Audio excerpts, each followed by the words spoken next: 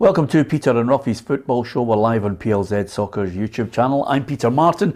Alan Ruff is beside me, and I'm delighted to say on this Thursday we have Livingston captain Nicky Devlin with us. And it's the first time I've asked Nicky onto the show without his dad giving his pelters, Ruffy. It certainly is. Which is great. Yeah, and the other thing Nicky does, this is usually the Tam Cowan day. Yeah. So what you have to do is you just make us laugh for 15 minutes and then we talk about football. Yeah, long answers about Motherwell, and then that's it, custard pie. Yeah. We're delighted you're with us, Nicky. We're going to talk Livingston as well, get a wee insight into this season for you. Lots of things that I think, breaking stories as ever, Scottish football never too far away from stories that surprise you, Ruffy. One that caught us on the hop yesterday.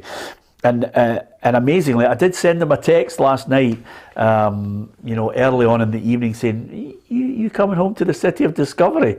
Because obviously there's a wee whisper that Mark McGee was in the running for the Dundee job. Suddenly, Dundee released a statement. This is what it said: with the departure of, obviously, James McPake, Dundee are delighted to announce Mark McGee has been appointed manager of the club. He arrives with Simon Rusk, who will join Dave Mackay in assisting Mark. Vastly experienced in management, Mark's first role was with Reading following a successful playing career that saw him turn out for Newcastle United, Aberdeen and Celtic. He moved into management to Leicester, then on to Wolves, Millwall and Brighton. In 2007 he joined Motherwell for his first spell at Fir Park. A spell at Aberdeen was followed by one at Bristol Rovers and an appointment as Scotland's number 2. Mark and Simon have joined the club on deals until the end of the season. Couple of points to get our teeth into there, guys. First and foremost, strange time, as we agreed yesterday, Ruffy, to sack James McPake after 2 good results. Bringing in a manager that clearly pals with Gordon. It does smack of an old pals act. Mm-hmm. Yeah, well, I don't think James would have seen that coming after the 2 results they had, and then to go into training, and then after training to say we want a wee word with you. So things have obviously been ongoing behind the scenes. The new owner was over at the weekend, and he's threw his tuppence worth in. They've agreed that 2 wins are possibly short term. The bigger picture is getting ourselves where they are in the league. And Gordon, being there as a consultant, has obviously been consulted. Yes. And Gordon has thrown his tuppence worth in there and obviously recommended Mark. Seems like the old Sir Alex Ferguson ploy. If you're looking for a job, you phone them up and they get you a job. But no, Mark's got a pedigree, and according to the statement, he ticks all the boxes that Dundee are looking for. It just remains to be seen now if it works. Yeah, well, knowing Gordon as I do, and you know him well as well, there's surely a job on the coaching team for us too. I mean, there's an absolute stonewall certainty if this is the way it's going. But till the end of the season, I'll get your thoughts now in a minute. Nicky, if anything, you can tell now, this is usually what happens when clubs are desperately trying to avoid the relegation or the playoff. Yeah, I think they've shown their hand, to be fair. They've changed the manager. They're obviously hoping for a reaction in the short term. As you said, it's only till the end of the season, so I think they're obviously hoping he's going to come in and get them kind of results straight away that they need just now. Yeah, and then of course the timing of it, he's got a 6-game ban, so he'll not be down at the dugout. Not that that's any great shakes anyway, but nevertheless, until the end of the season suggests to me, 1, you've made a decision to sack a manager at a strange time, and 2, is there a long-term game plan there?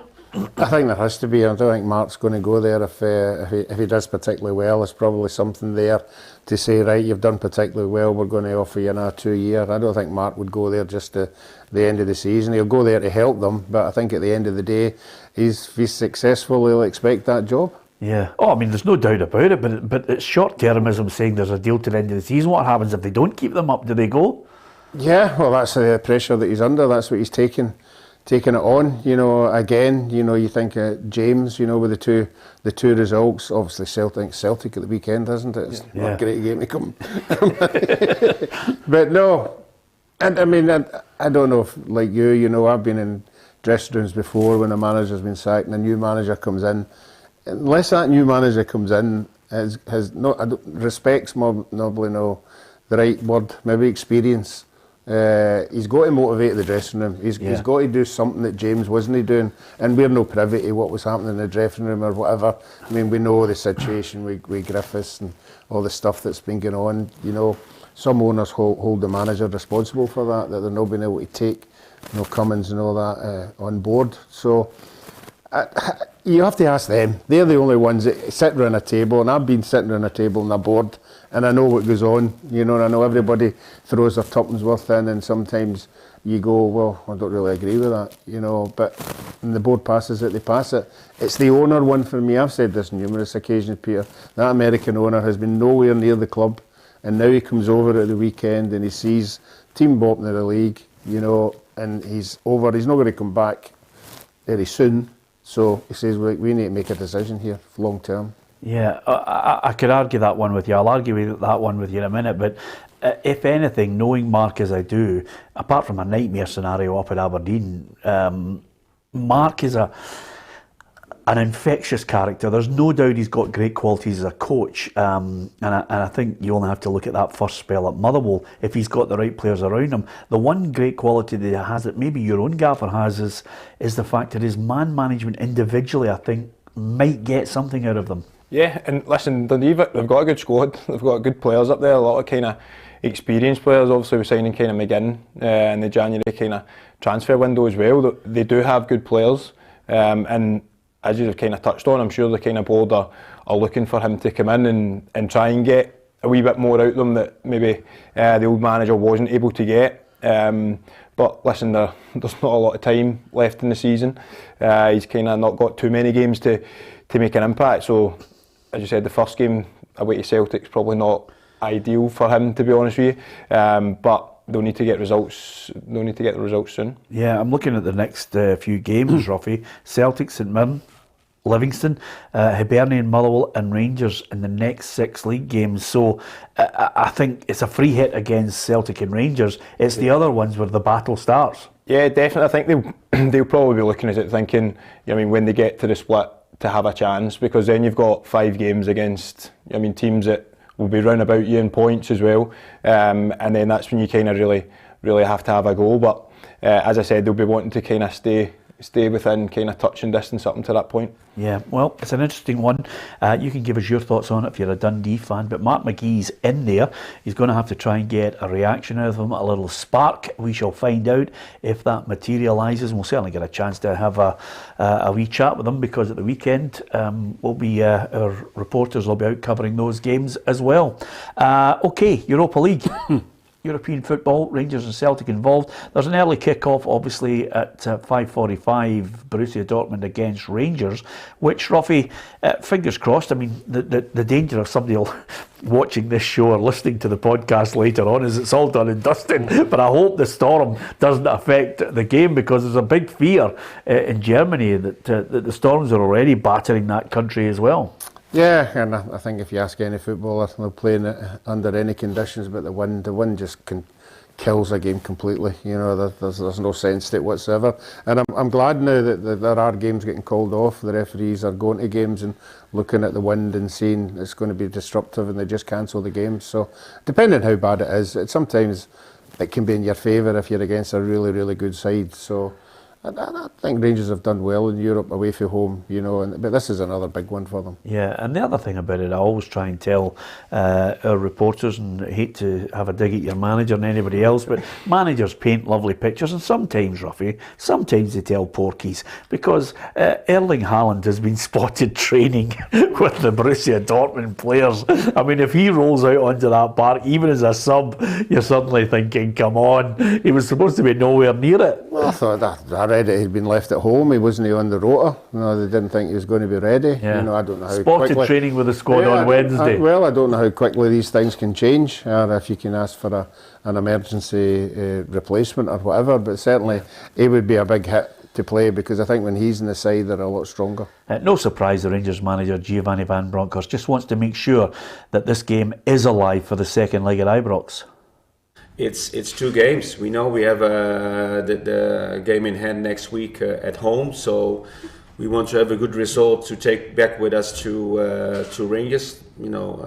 As good as possible. So, and next week we have the second game at home with full capacity and full crowd, full backing. So the difference is there, but our aim is the same, to get the best result possible. Yeah, if Ibrox is bouncing and suddenly there's maybe only a goal in it, then all bets are off. Yeah, as you said, I think Rangers, that will be what their main aim is, to make sure the tie's still alive when they come back to Ibrox. And listen, you've seen it before. They've had some unbelievable results at home and in Europe. And listen, why can't they go and get another good one? Yeah, Kent and Aribo are two players that I think Giovanni Van Bronckhorst and certainly the Rangers fans will be hoping they can get them on new contracts. There's speculation over Connor Golston as well. But what do you make of Kent and Aribo? Yeah, both very good. I think probably playing in Europe probably suits the both of them as well, with the kind of the pace that they've got. And listen, don't get me wrong, they're incredible kind of on the ball when they're holding possession of it. But I mean, I think away from home they'll be major threats, and I'm sure Dortmund will looked at the two of them and thought they are two Rangers' best players. And I think if Rangers are to do well tonight, they'll need they two. Are those two players that we've been talking players, or are there others in that side that you think they can do us damage? No, I think there's quality through the full side. You know what I mean? Even you look at the strikers they've got with Morelos and Roof as well. So they've got quality all throughout. I just think, as I said, especially going away from home, the kind of pace Kent and Aribo's got could be a major weapon for Rangers tonight. Yeah, I've got to ask you, we like Ruffy on the programme. People like a right good noise up, which is why everybody we've ever signed as pundits on this programme are people who like to pick a fight in an empty house. Barry Ferguson, yep. Charlie Adam, absolutely. Stonewall certainty. Stevie Naismith, yeah. You know, they're all there. Tammy Manis. So, are you the type of person, Nicky, who talks during the game? Because a wee bit of sledging never hurts anybody. Yeah, depends who I'm up against. If I know I'm non-stop 90 minutes, so they're going to be up against me constant. Probably not, to be honest with you. Yeah. Like say like Kent and stuff like that, I know that Rangers are going to have most of the ball. They're going to kind of attack us all the time. So he's probably not one of the ones you want to wind up too much, to be honest with you, because it's a long day to begin with. Never mind if they're angry. To be honest with you, just wait the last minute. When it's maybe you've got a kind of, you're holding on to a result or something, as you said, the last couple of minutes, maybe you start getting a wee bit chirpy in that. But before that, you know what I mean, depending on the timing, I think. Yeah. Is there anybody that you've had a good verbal joust with? Not really. No. Brown's always good on the park. He likes to kind of. He's one that from the very first minute wants that argument, wants that kind of confrontation. Listen, it can like some players play better with it. To be honest with you, you've seen players before that. I mean, they need that kind of argument with someone to get themselves going. So, I try not to pick and choose my battles. To be honest with you, and it's not when I'm playing Celtic or Rangers. Yeah, absolutely, quite right. Sensible thing to do. Do you before about no away goals? No. I said away goals yesterday. There's no away goals. Don't worry, that's gone. Yeah. You know the Beatles have split up. No, I was just about to say there, you know, an away goal would have been good, but not now. Not now. An away goal would be good. Yeah, I'm glad there's no away goals rule now. It changes the whole dynamic of the European football. Yeah, in certain games, away games, if you know you've got to go for it, you've got to go for it. Yeah, absolutely. It would be nice for Rangers to get a goal. I think over the two legs, let's be realistic about it, we are of a certain standing in Scottish football where I would love to see other clubs contribute to the coefficient, Nicky, but we're not quite there yet with it. So you've got Rangers and Celtic continually flying the flag, especially Rangers over the last couple of years who've managed to get some coefficient points. But let's be honest about it, Scottish Premiership, Bundesliga. Listen, don't get me wrong, there's a massive gap there, and you know, I'm sure Rangers would have wanted that to be a Champions League fixture. It could well easily have been Dortmund or one of the kind of top sides in Europe. So it'll be difficult for them, but I mean, I'm sure their players will be, relishing going there and testing themselves.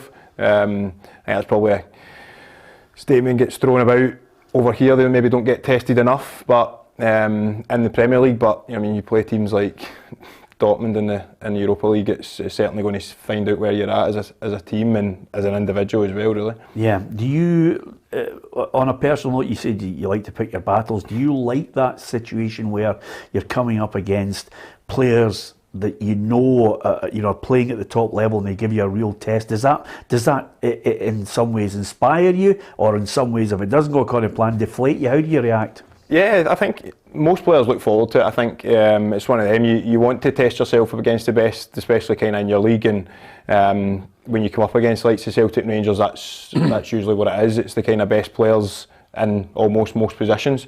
So you want to test yourself against them and see how far maybe as a team or as an individual you've came from maybe the last time you played them. So yeah, listen, it's difficult, don't get me wrong, and if you can see the couple of goals early, which unfortunately has happened to me a couple of times at Ibrox or at Parkhead, you know what I mean, it can be long afternoons, but listen, you look forward to the games definitely. Yeah, before we get on to Celtic against Bodo Glimt, I know your dad follows you religiously your whole career, which is great. I think it's brilliant that he's so proud of you. Does he go to all the Livy games? He goes to them when he can. He's obviously still involved with Drumchapel Amateurs, so he's still there every Saturday. My wee brother plays with them now as well, so yeah.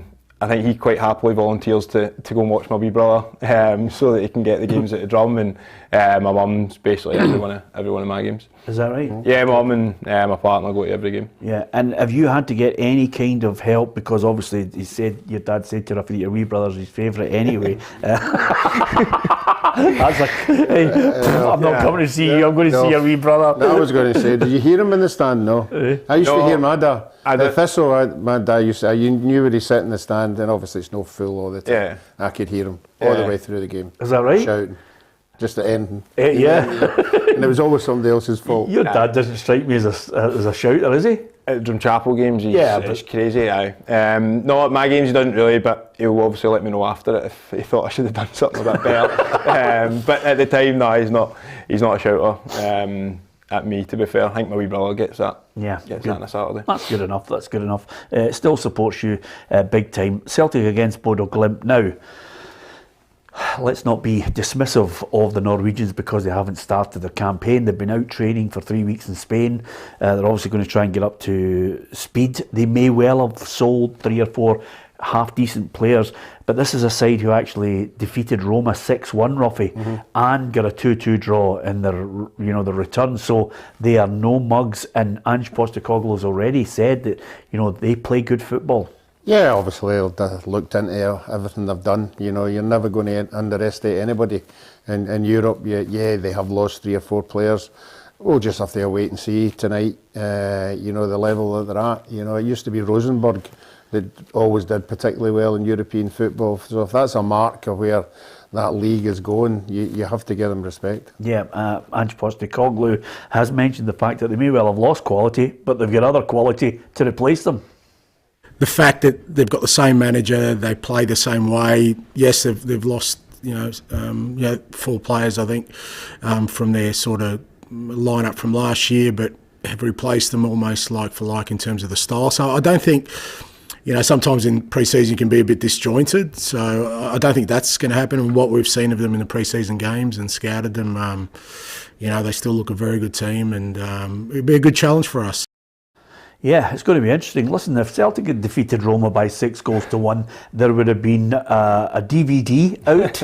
there would have been a big dinner held at Celtic Park to go back over it.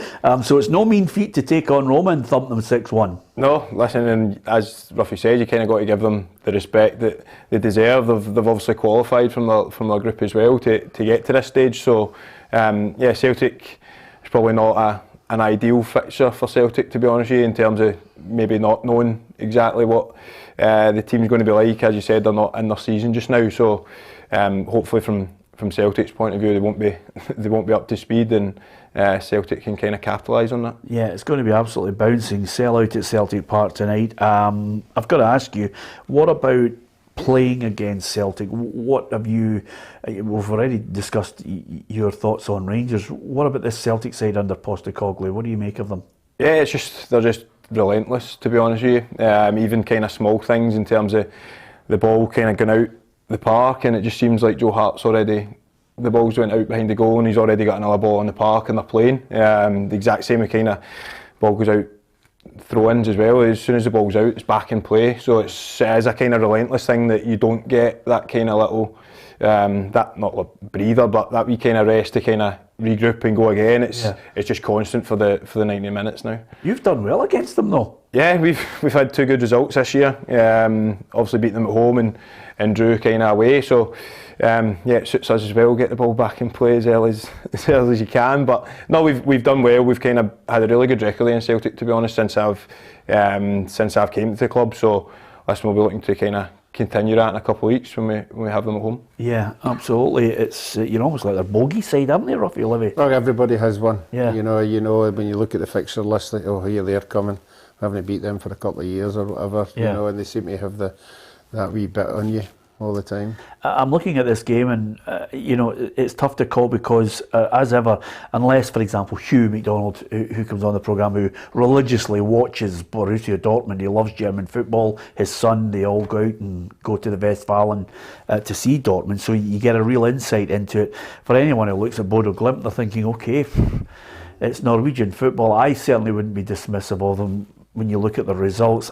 This one's a tough one to call, but I think Celtic more than capable of getting a result at home because they've been impressive. Yeah, they have been impressive, relentless, midfield and up front, particularly in the wide areas. I mean, I wouldn't like to be a defender with these guys coming at you at the pace they're coming at, and they seem to know. The guys in the middle seem to know in advance where the ball's going, and when it's coming in and the pace it's coming in at, and they must practice it in training, because as soon as somebody gets the ball wide, we've seen it, just a ball across the face of the goal, and whoever's coming in is ahead of the defenders because they know it's coming, and that's the strength they play in. The only, not problem, but Celtic really are tight at the back and they don't lose silly goals or don't do stupid. They should take care of this game. Yeah, okay, I've got them to win.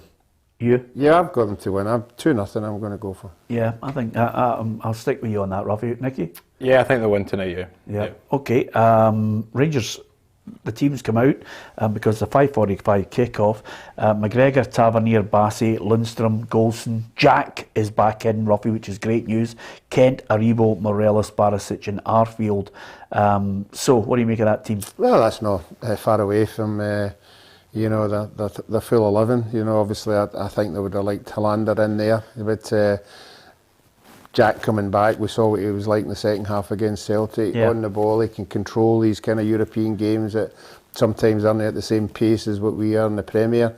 So he'll be a big player as well. But Morelos up front, he's the man you'll be looking for to get something. Yeah, and as far as Dortmund are concerned, and this probably highlights how difficult this is going to be for Rangers. Kobel, Zagadou, which does sound like a 1980s party, but Dahoud, Royce, Guerrero, Hummels, Akanji, Brandt, Malen, Bellingham and Witzel.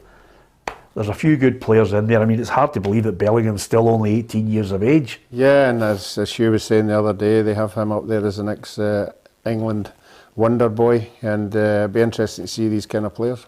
Yep, okay, Ramsey's on the bench for this one, so clearly Giovanni Van Bronckhorst still at this point just trying to get him up to a speed fitness. He hasn't played a lot of games, but he's getting more and more game time, and if they need to bring him on in this game, I think Ryan Jack's huge to be back for Rangers. Yeah, I think middle of the park they're very solid. Rangers have got a lot of kind of good options, but having Ryan Jack back, he does give that wee kind of, probably has out them all, the wee bit more defensive one. He will give them that kind of cover, and listen, they're going to need that tonight because there's going to be large spells that they don't have possession of the ball, but we're having kind of Lundstrom and I think Arfield in beside him. He's got a lot of experience as well. It's a kind of experienced midfield three, so Rangers will be kind of hoping they can get a grip of the game. Yeah, Ronnie Porter on our feed says if Rangers are beaten, it will be no shame as Dortmund are one of the top teams in Germany, which is fair. Celtic, on the other hand, in a no-win position. If they win, it's expected. If not, would be catastrophe because people are so dismissive sometimes, I think, and unfairly of teams that they might not know their name, or they look at the country they're coming from and think maybe the standard's not up to it. But nevertheless, thanks to so many of you for posting how you think the game is going to go. So here's the Europa League fixtures which Rangers are involved in, and there's a collection of games that gives you an idea of the standard. There's Borussia Dortmund, Rangers, Zenit, Real Betis, and you've got Barcelona, which is so unusual to see in the Europa League. Napoli, Sheriff against Braga, RB Leipzig, no mean feat, that team there, Real Sociedad, and then Porto against Lazio, Atalanta, Olympiacos, and Seville against Dinamo Zagreb. Listen, that is going to be some league to try and win that trophy.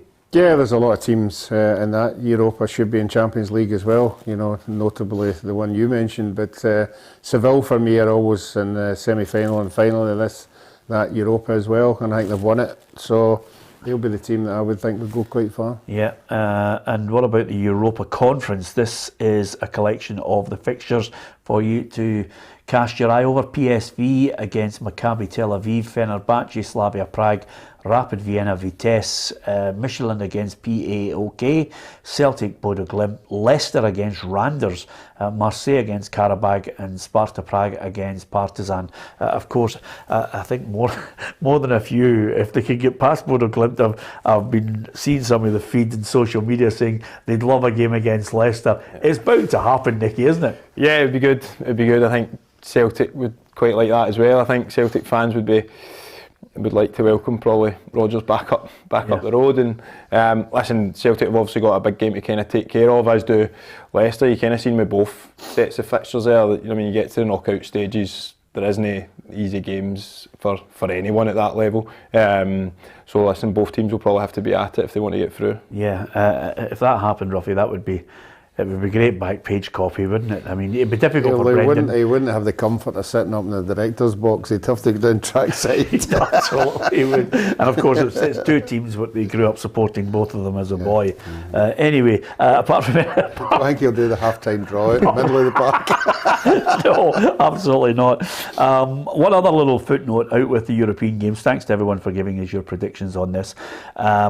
Is that, this is a strange situation. I don't know why they bother getting involved in this tit for tat. Celtic have hit back about the claims by Stuart Robertson, the Rangers managing director, about the fact that there will be away fans in the next two Old Firm games, although a reduced capacity. I think we've already established it's something like 800 fans.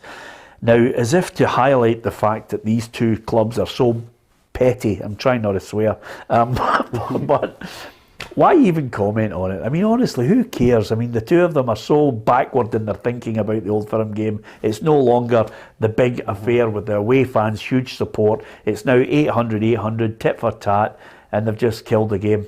Yeah, you're right. You know, we've discussed it on numerous occasions, and I think any supporter would agree with that. You know, what the 7,000 or whatever it was brought to these games was something special. It was just magnificent as a spectacle, and a spectacle for down south, because they always rubbish us up here. But to see that kind of atmosphere, and if you get a good game as well, it helps our football. Yeah, two brilliant, a packed stadium with substantial away support and a big home support, regardless of Ibrox or Celtic Park, is great to see. This was a statement that was released by Celtic, further to recent media reports regarding ticket allocations for away fans at Celtic Park. Just to clarify, Celtic determines the allocation for visiting teams at Celtic Park and will confirm the position for future matches at the appropriate time. See if you were. See if you come in and say 801. Exactly, I know, honestly. See, don't mind me, Nicky's sweating, saying, please don't ask me about this beer, don't worry about it. Listen, they get as many as they want at Livingston, so don't worry about that. Anyone can come if they want. Just geese the money. Yeah, as you said, it's a bit tit for tat, but you love away support like games. It's great for the atmosphere, isn't it? Yeah, of course. And listen, even joking about it there, but when we do play Celtic Rangers at home, there is, 3/4 of the stadium they've got Celtic Rangers fans there. Yeah. So as it is much better. Listen, I'm sure. I think if you ask probably the players in that as well, they would rather experience it and have that atmosphere of kind of a large away support as well. But listen, until they can resolve whatever issues they've got, then it's not going to change, I don't think. Yeah, it's only been lasting about over 100 years. They're trying to sort it out. Don't want to kind of quicken the process up, that would be too mature for them. Just incidentally, we always ask footballers who come in who are playing the game, you might be able to block out the people who are giving you pelters on the park. Do you hear the banter off the park, or are you able to block that out? Yeah, I think obviously because obviously the position I play in, that take throw-ins and stuff like that as well, so you do kind of get that, you get the shouts, and listen, a few of them are good. It's most of the time it's kind of in good banter and stuff like that, so listen, I don't mind it. It's a laugh if people want to listen, say whatever. The amount of people that tell you how bad you are is quite good, to be fair. Quite enjoy it. I've had a few shouts about when we played Hearts last week. I mean, because they've got a Cammy Devlin, there's always the kind of worst Devlin on the park and stuff like that. So no, listen, I don't mind it. As long as it's in kind of good faith and stuff like that, then it doesn't really bother me. Yeah, we still like a bit of banter. You still get pelters now, Ruffy. You've stopped playing 30 years. No, it never bothered me. The only person that bothered me was wee Fergie at Hamilton. Yeah. We'd usually stand behind the goal and just 90 minutes of just shouting. Yeah. I don't know if you every word he used to get out. Your dad would remember him, Nicky. Basically, he was a Hamilton Accies fan who used every swear word you could possibly think of, and it was relentless, wasn't it, Ruffy? It was. I mean, he used to stand in, he used to meet the bus. He used to stand outside waiting in the visiting bus, and every player that come off the bus got it. Is that right? Every player got something. You know. Tell Nicky about the time you gave him a lift home. Yeah, I did. This is brilliant. I think I finished playing at the time, and I was going up the East Kilbride bypass, and it was pouring rain. It was absolutely bucking. And here's this wee guy up with his 2 carrier bags, and he was soaking. And I said, "That's wee Fergie." He says, "I've given him a lift." You know, so stop with that. He goes, "How you do?" Fergie was very sheepish, and he came in. I says, "Where do you stay?" He says, "Oh, up High Blantyre." And I went, "I'll drop you off." Oh, great, that's sitting, and he just said, never said one word. Never said one word. He said, "I'll stay in there." And I stopped the car, and as he got out the car, he went, "You don't." That's brilliant, isn't it? What a time for that. That's good. Ruffy trying to be the nice guy, still getting pelters. Well, at least he's consistent. We've talked European football, we've talked Mark McGee. You can give us your thoughts on that. It's one of those major stories. Still Aberdeen waiting to confirm who they're going to get as their manager. You can give us your thoughts on that. Tomorrow on the programme we'll have reaction from Rangers game against Borussia Dortmund, and also Celtic against Bodo Glimt. You can join us on the programme with Tam McManus. Depending on the storm that's approaching, Storm Eunice, I think this one's called, Ruffy. It all depends on whether the buses and trains are working, whether we see Charlie Adam here. We've gone through a real. Don't worry, his dressing room humour in this programme. Yeah. He's been getting pelters, hasn't he? Yeah, he phoned me up on Wednesday. He said, "Can you pick me up at 3 o'clock?" And then at the train station. And 2 minutes later, it was, "No, don't pick me up." There's no trains. Exactly. Anyway, you can join us tomorrow and we'll talk about that. We'll get Charlie's take on the new manager, because I wonder whether he'll fancy him or not. That's always the thing you get in your head, Ruffy. Does the new manager fancy me? Is his style going to suit a guy who plays 40-yard diagonals and very little movement? I'm saying that we play them next week, so I'm saying nothing. Yeah. By the way, the thing about it is, though, see, when you've got a player like that, I mean, his passing is outrageous. Yeah, even seen bits of the other night when they played Peterhead, and as you said, the range of passing he's got is incredible. So many different kind of diagonals from so far, and listen, he puts it right on someone's foot most of the time. So I think he's brilliant. He's tremendous. He's been the best player this season, so I'm saying nothing. I'm saying nothing until next week. Gives you a torrid time. Listen, we're delighted you've come into the show here, come into the studio to talk football as well as of course we want to get your take on Livingston. We talked about gaffers. What's the gaffer like? Because obviously I've been involved in press conferences, love to listen to him, but don't really get a great insight. The backstory has been well documented, and I think, great credit to him for rebuilding his life. But what's he like as a coach? Yeah, he's very good. He's very kind of really deep thinker. To be honest, he's, we very rarely kind of go back-to-back games. We kind of same team or same formation. He likes to think about things, and kind of brings in the opposition, takes them into consideration as well. So, yeah, no, he is very good on the park. He likes to do a lot of the coaching, which I know some managers don't. Some managers like to kind of delegate stuff, but he likes to take a large part of it. And listen, kind of away from the pitch, I mean, he's just exactly what kind of you see in the press conferences and that's the way he is. He's very, when you're on the park, he wants you to work hard and concentrate and give everything you've got, but I mean, there's a time for kind of laughing and joking, and he's the exact same. And man management skills, I would imagine his banter's good. Yeah, as I said, kind of away from the park, he kind of likes a laugh and a joke as much as anyone. But as I said, when you're on it, he wants you on it. And listen, as you said, man management, he is very good. We've continually kind of punched above our weight since he's been at the club, and a large part of that is because how much he can get out of players. He does manage to get the best out, almost every player he's got. So, listen, I really like working with him, and he's done a great job so far. We've mentioned on countless occasions, and before we get your thoughts on it, is Ruffy, I think, sometimes lazy, whether it's lazy journalism or whether it's lazy punditry. There was this kind of just Livingston are a long ball team, but you watch them this season, anything but. No, I mean, when it was a long ball, you play to your strengths. The success of a long throw in or quality balls into the box, just keep putting balls into the box, and the thought is you're going to be on the end of some of them. And if that's the strength and that's the success you're getting, you keep doing it. But they have moved on, there's no doubt about it. There's players being brought in to add something to their team. And you just have to look at where they are in the league and the results they've had, and it's a success. Yeah, how do the players react to that? I mean, some of the criticism sometimes that comes your way, and you think to yourself, hey, have you seen us play? Yeah, it's good. Listen, people that probably criticise us watch us 3 or 4 times a year when we're on the telly against Celtic or Rangers. Yeah. So, listen, we get a lot of probably negative press and stuff like that because of the way we set up against Celtic and Rangers, but especially Celtic, I think if you looked at the results over the last 2 or 3 years, if anyone's took as many points off Celtic compared to us, I don't think there will be, potentially, other than Rangers. So, listen, from that point of view, why would we set up any differently against them than what we've been doing? It's very successful. Listen, we're not there to please everybody. We're there to get points. We've managed to do that the way we play. Yeah, and by the way, the players you have, there's some good players in there. I mean, Alan Forrest, I'm so glad you held on to him. Yeah, listen, so am I. Because obviously we played against, he was rumoured to be going to St Johnstone, and played against him the next week or something like that. So I'm glad he didn't go.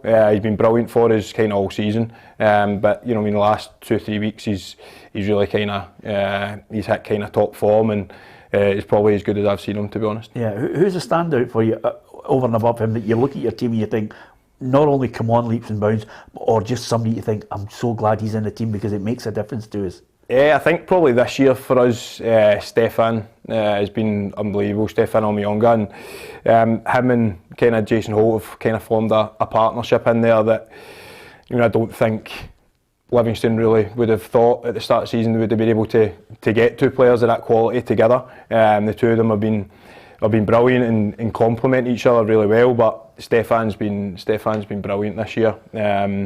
Another one that the manager was able to convince and get him in and get him on a longer term contract, which can only be good for us in the future. Yeah, and as captain, I imagine you're very proud. Are you at the peak of your powers as far as you're playing? If you assess what you're doing at the moment? Yeah, I feel good. Getting into games just now. I feel strong, feel fit. So it's been good. The results have obviously been really good for us recently, which gives every player confidence, to be honest with you. So I feel good, and hopefully as I said, hopefully we can continue the way we've been the last few weeks, coming into the last 5 or 6 games before the split. Yeah, I'd written down here, just obviously I was curious to get your thoughts on it. Why Walsall, and when you got there, what was the standard like, and was it different to what you're used to up here? At first it was going down there was just for something different. I'd never obviously played in another other leagues or anything like that. So at first it was wanted to try something different, and you always have that in the back of your head. Listen, it wasn't moving down there to one of the biggest teams in the country or that, but you never know if that opportunity is going to come up again. So it was one of them when I got presented to me, I was always kind of going to go down and try it. The standard, it was just different in terms of the amount of games. It's an extra 10 league games, which is quite a lot, to be honest with you. It's an extra because you don't really get many free weekends up here anyway, so it's another 10 midweeks that you have to play. You're obviously involved in there was the Checker Trade Trophy at the time down there, which is group stages, so there's another 3 or 4 games in that. And there's just a lot of travelling. You just don't really, I'd say you don't really settle, but there's not a lot of time to train, to be honest. Is it tough on your family?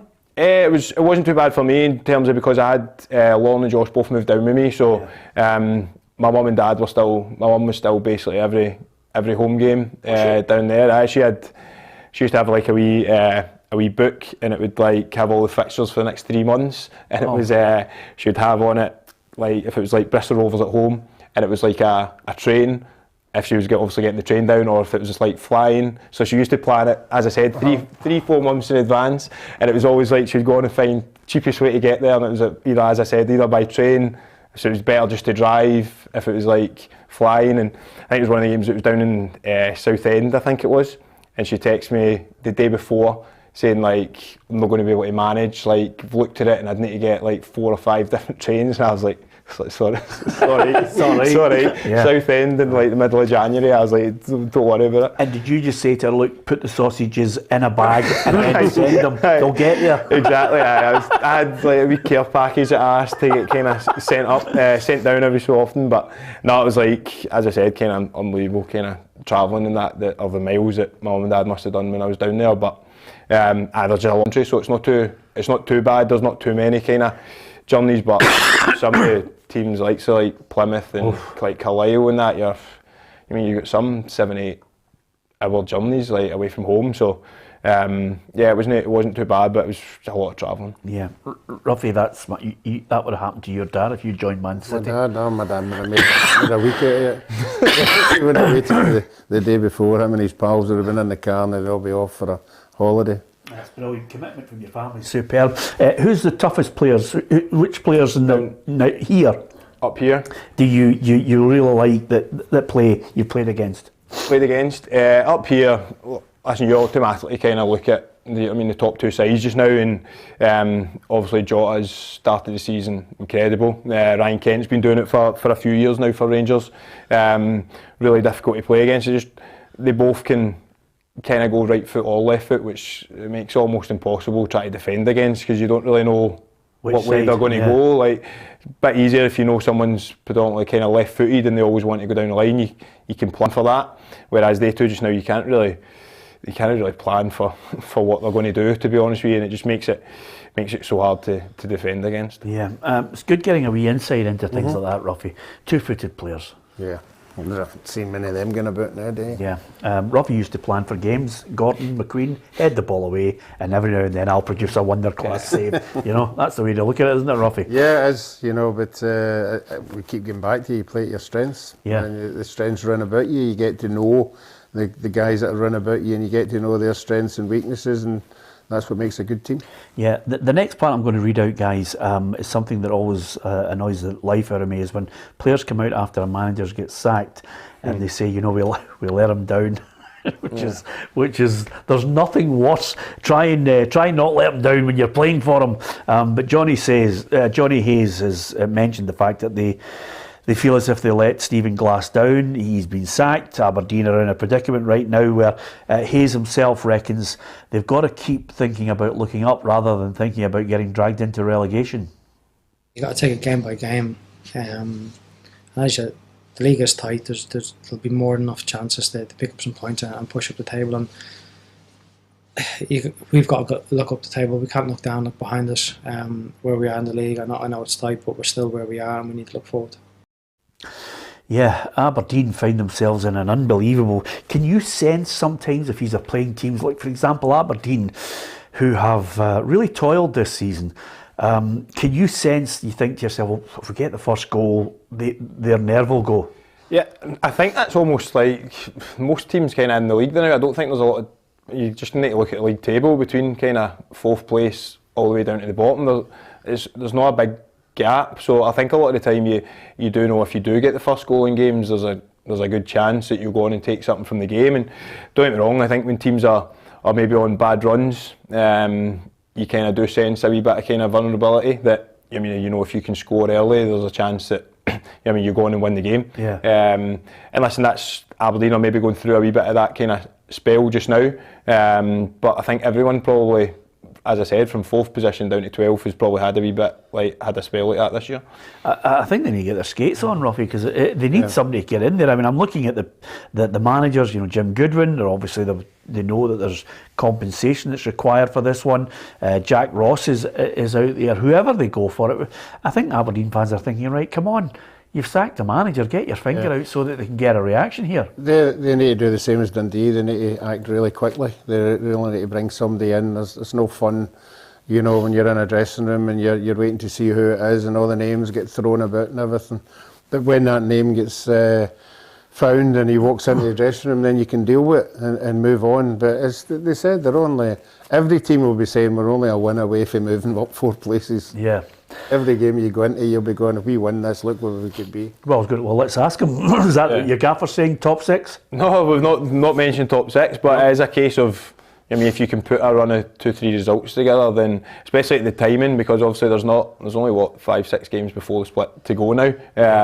So if you can get a run of 2 or 3 games, you're going to put yourself in a great position. Listen, as I said, it's difficult though because of how close all the games are. All the teams are, as I've said, are very similar.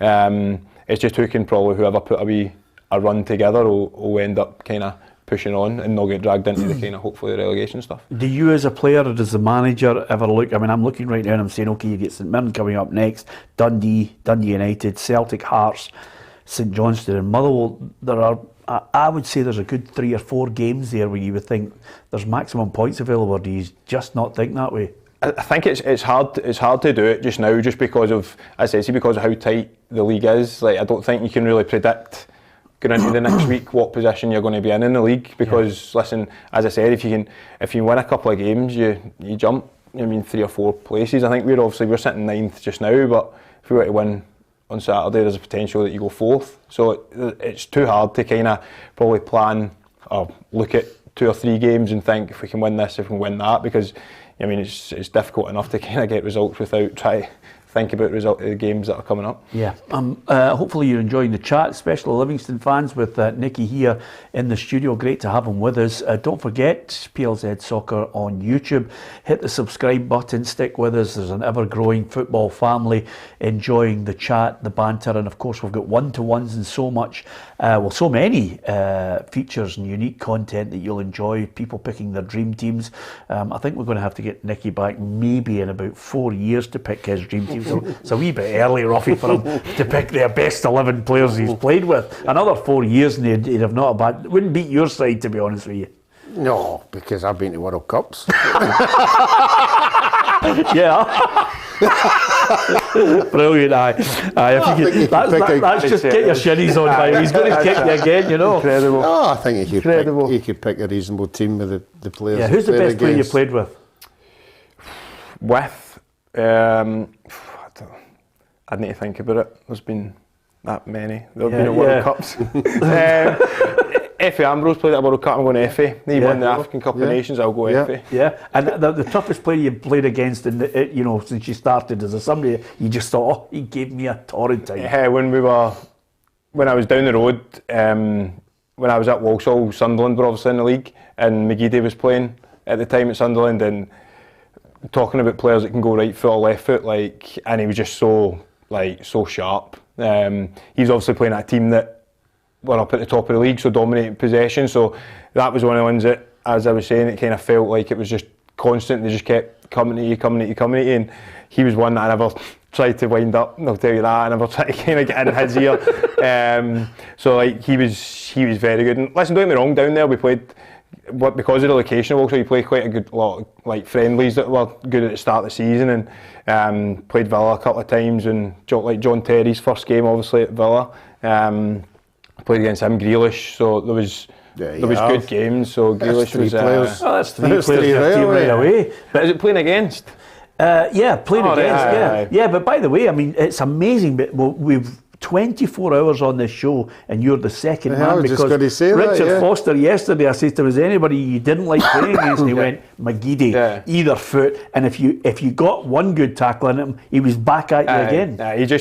He's got that kind of, I think he's got that kind of mentality that it doesn't really bother him if you take the ball off him, because the next time he gets it, he's going to try, he'll do not the exact same thing, but he'll get at you again.